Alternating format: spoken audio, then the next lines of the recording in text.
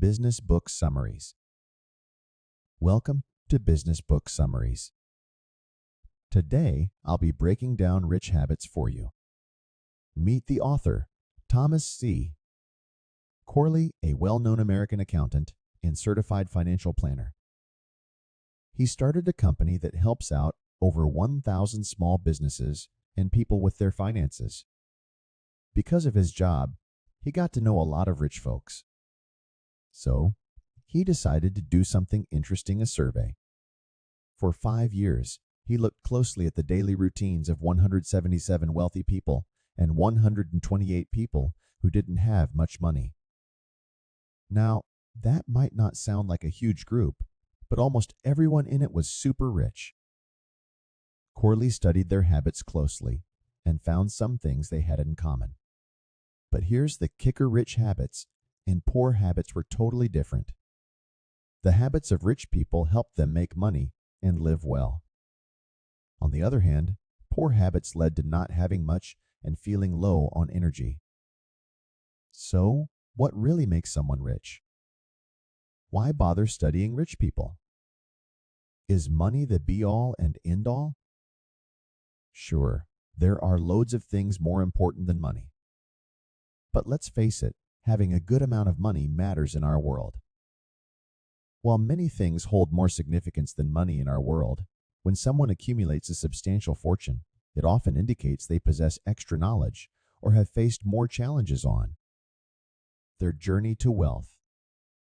Whether you're interested in earning money or aspiring to become very wealthy, there are commendable and uncomplicated qualities among these prosperous individuals that can improve your life. After reading this book, you might come to understand that being rich encompasses more than just material possessions. It also involves inner wealth, a positive way of life, and healthy relationships with others. At the start of the book, Corley mentions his experience advising an entrepreneur. Despite the entrepreneur's impressive skills and a thriving company, he struggled to manage his finances. Each payday brought immense financial pressure. Corley spent months scrutinizing the company's expenses, production methods, labor costs, and industry benchmarks. However, he couldn't pinpoint the issue. It wasn't until he discovered the entrepreneur's habit of spending excessively on nightlife that the financial stress became clear. If the entrepreneur persisted with these habits, his company's success wouldn't resolve his financial challenges, let alone lead to becoming wealthy. The author's concept of a wealthy individual is distinctive. It's not solely about the amount of money one earns. Real wealth means being able to manage money well and live a healthy life. If you can't keep up with these things consistently, you can't be considered truly rich. To show these qualities, the author specifically looked at rich people who earned their own success rather than those who won the lottery or inherited money. The ideas and rich habits have been shared in many countries and on lots of different platforms, changing how people around the world think about rich folks. Many people think that being rich means an easy and comfortable life. But when you read this book, you'll find out that rich people are actually good at planning and being patient. Now, I'll explain rich habits in 2 parts. The first part is about the word rich. It talks about the habits that help people become wealthier and the ones that lead to having less and feeling hopeless. The second part focuses on habits. It explains how to build good habits that make life and career better. In the first section, I'll look closely at the habits of wealthy people from 3 angles: their daily routines, their personal traits, and how they interact with others. First off, how do rich and poor people behave differently in their everyday lives? The biggest difference is that rich people usually act more carefully and don't go overboard in their daily lives. If you look at the daily routines of super successful billionaires, you'll see that they usually have really busy schedules. They're full of energy and stay healthy. The rich folks pay a lot of attention to their health. They really understand how important it is. In one study, It was found that 76% of wealthy people do exercises like jogging, brisk walking, biking, and swimming at least 3 times every week. These kinds of exercises don't need a fancy gym membership, and anyone can do them, no matter how much money they have. Even though they're busy, more than half of the rich people don't eat at fast food places that serve fried foods.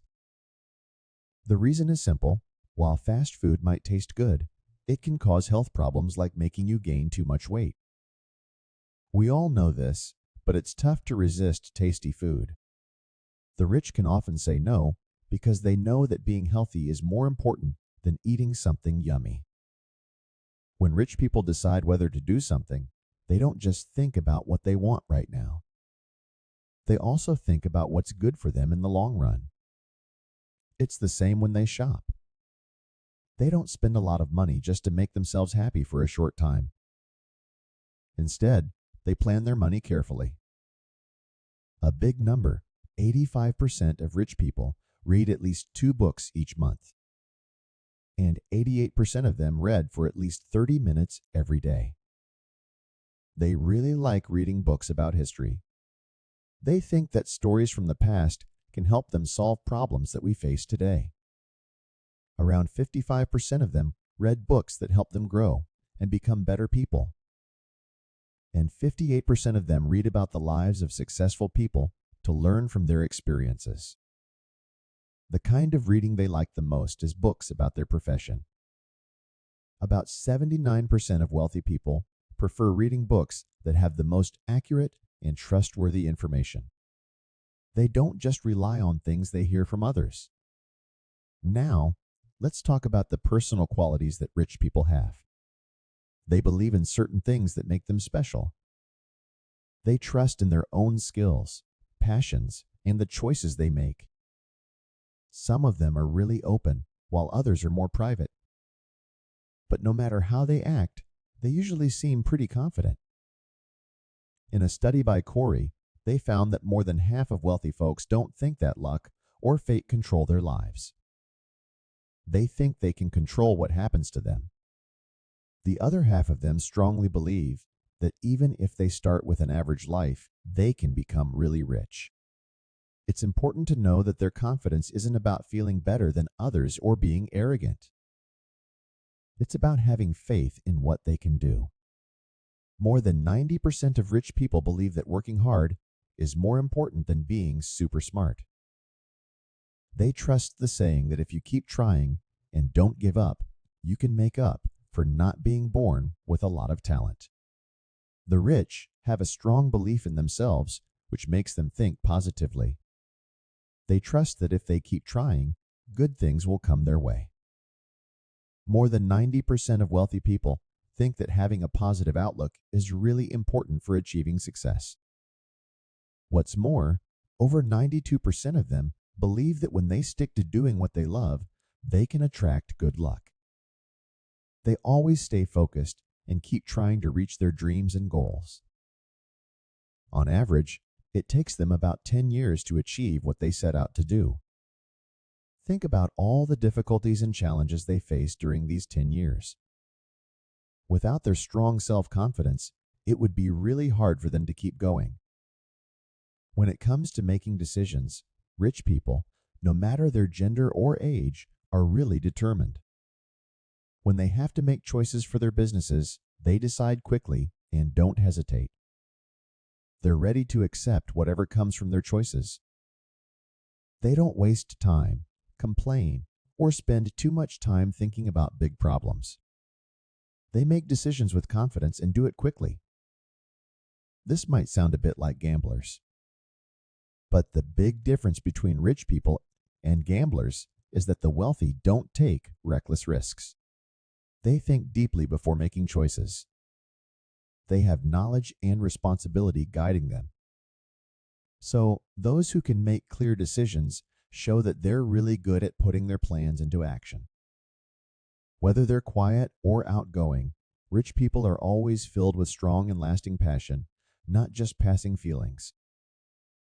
Around 82% of wealthy folks stick with what they're interested in, setting big goals and working hard to achieve them. About 55% of them focus intently on a single goal for at least a year. While chasing their goals, they know what tasks are most important and won't waste time on things that don't matter. They're not afraid to say no to people or things that might get in the way of their dreams, even if it might seem a bit cold. But it's not about being selfish. Because their goals are so important, they need to use their time and energy wisely. Rich people usually like to face problems directly and get rid of anything that gets in their way. Now, let's move on to the next point. The fourth habit of the wealthy is about how they deal with other people. Rich people are really good at talking to others and know how to build strong, lasting relationships. First, they're careful with their words. A lot of gossip is negative and doesn't help relationships. But why is it not a good idea to spread gossip? Talking about others in that way can make you close-minded and bitter as time goes on. Think about it. At some point, we've all either been the targets of gossip or spread it ourselves. I've seen people who are really good at talking and understanding things, but they don't really achieve much in life. They share something in common. They enjoy talking about other people, both online and offline. This is a case of using your intelligence in the wrong way. And you know what? Gossip often comes back to haunt you. If you talk about someone in a small group, the person you talked about usually finds out who said what. That creates a kind of debt that can't be paid back. But even without gossip, rich people don't just say every thought that pops into their heads. An impressive 94% of wealthy folks don't say everything they're thinking. They're even good at managing their feelings. About 81% of rich people have gotten into the habit of controlling negative emotions. At first, people might be a bit cautious around them. But over time, they realize that these folks are actually friendly and easy to get along with. When they're angry or sad, they take a moment before reacting. They think about what they're feeling and make sure that what they say helps them reach their goals instead of spreading negativity. Plus, the wealthy really care about their friends. They make sure to call and wish them happy birthdays. An impressive 80% of millionaires take time out of their busy lives to call and send birthday wishes to people they care about. In this group of people, some might not be very close, but a simple call to wish them a happy birthday can actually save the relationship. Around 25% of these folks do the same in return, and that takes the relationship out of the danger zone. Just like they remember birthdays, they also call during important times in someone's life, like when they have a new baby or get a better job. This makes their connection even stronger. Rich people have lots of friends who are really loyal to them. But many times, people think it's just because of their money, without realizing how much effort they put in. Even though they do thoughtful things to keep their relationships strong, these millionaires believe that being honest is the best way to go. An impressive 85% of wealthy people think telling the truth is really important. They're against lying, even small lies. Being honest doesn't just make them look good and trustworthy. It also makes them feel better about themselves. Rich people usually have a pretty good opinion of themselves. Lying goes against their values, and the cost of trying to hide lies is too much. When it comes to dealing with others, the wealthy focus on making strong connections and building relationships. About 86% of them make connections with people who can help them reach their dreams and who share their values. When you have a dream, it's important to be around people who support it. Charles Schwab, who used to lead Carnegie Steel Company, once said that he'd never seen someone do worse when praised than when criticized. The author isn't saying criticism is bad, but they stress that it's important to get clear and helpful feedback from people who really know what they're talking about. These mentors, who have succeeded themselves, can give you really useful advice. It's not about how old they are, but about what they've achieved in a certain field. If you want to make your dreams come true, you need to be around people who truly support you and lend a hand.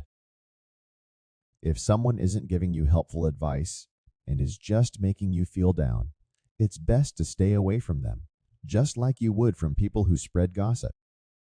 That's the end of the millionaire habits we talked about earlier. Now, in the second part, we'll look at the idea of habits in a new way. Hume, a philosopher, once said that habits are like a good guide for life. The author also thinks that having good habits can bring you good luck. When we see someone who's lucky, we might think they're just really fortunate. But in reality, they might have some habits that we haven't noticed yet. The author divides luck into 4 types. 1. Random good luck, like winning the lottery. 2. Random bad luck or accidents, such as a house suddenly getting hit by a falling tree. These 2 types of luck aren't things that regular people can control, so we won't talk about them more. But there are 2 other types of luck that we can actually have some control over.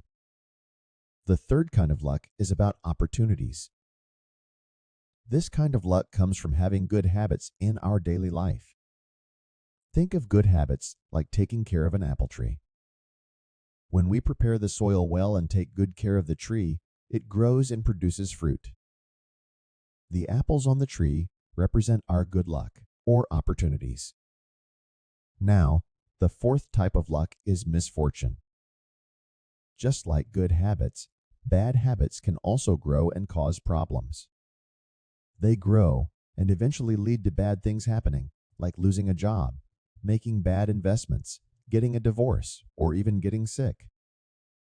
These 2 types of luck might seem mysterious, but they actually come from the things we do every day. To be successful, we need to attract the right kind of luck. Getting to success has many challenges, and one of the biggest challenges is procrastination. The author believes that putting things off is a habit that keeps you from forming good habits. So, to build good habits, you first need to deal with the habit of procrastination. Even really smart people, if they get into the habit of procrastinating, can become just like everyone else. The main reason people procrastinate is that they don't have enough interest in what they're doing. I've seen many people jokingly call themselves procrastination experts. If you have this habit, it's really important to try to get rid of it. Now, let me share a story from my own life. When I was in college, I would always delay doing assignments. I often ended up writing them on the same day they were due. Because of this, I thought of myself as someone who always procrastinates. People would often say that about me, but I didn't realize how bad it actually was. When a thought gets into our mind, it affects what we do. Once we start thinking in a certain way, it becomes a habit, and we keep thinking that way, which leads to more and more procrastination. I sort of felt proud of being a procrastinator. I believed that's just who I was. Even though I stopped thinking like this later on, I still wanted to prove myself. But then I realized that this kind of behavior wasn't helping me at all. If I really tried, I was actually capable of doing tasks, writing quickly, and reading fast. I could finish important things efficiently and effectively. If I hadn't labeled myself like this when I was just starting college, maybe I could have turned my weaknesses into strengths a few years earlier. I could have overcome my habit of putting things off and achieved more meaningful things. So here's the main point of the book in a nutshell. In the first part, I talked about the habits of rich people that the book mentions. I looked at them from 3 angles: their daily lives, their personality traits, and how they interact with others. In general, wealthy people are careful with what they say and do. They're more confident and passionate. They put a lot of effort into building good relationships with others, and they're better at controlling their emotions. Moving on to the second part, we explored the connection between habits and luck. We focused on tackling procrastination, which can be a big hurdle to forming good habits. By using the Habit Observation Chart tool, we can closely look at our daily habits. This helps us get rid of bad habits and nurture the good ones. Lastly, I want to share a checklist. This checklist summarizes the main ideas from the book and captures the habits of the 177 millionaires that the author talked about. The commitments to rich habits in this list are special because each one starts with I. This makes it a great collection for you. You can share these commitments with anyone you know, not for any other reason, but to spread the positive spiritual power within these 10 promises. These commitments are worth thinking about and appreciating over and over. I think you'll realize that being rich isn't just about having money and things. It's also about feeling fulfilled and happy in a deeper way. Here are the 10 commitments for wealthy habits. 1. I will work on daily habits, making sure I follow them consistently every day. 2. I will set goals for each day, month, year, and the long term, and I'll put all my effort into reaching these goals. 3. I will improve my sense of self-worth every single day. 4. I will take care of my body's health every day. 5. I will create and keep strong friendships and relationships every day. 6. I will lead a well-organized and controlled life every day. 7. I will make sure to finish my tasks for the day on time. 8. I will have a mindset that helps me build wealth. 9. Every time I get paid, I will save 10% of it. 10. Every day, I will manage my thoughts and feelings. I hope this summary will help somebody. Thank you, and have a great day.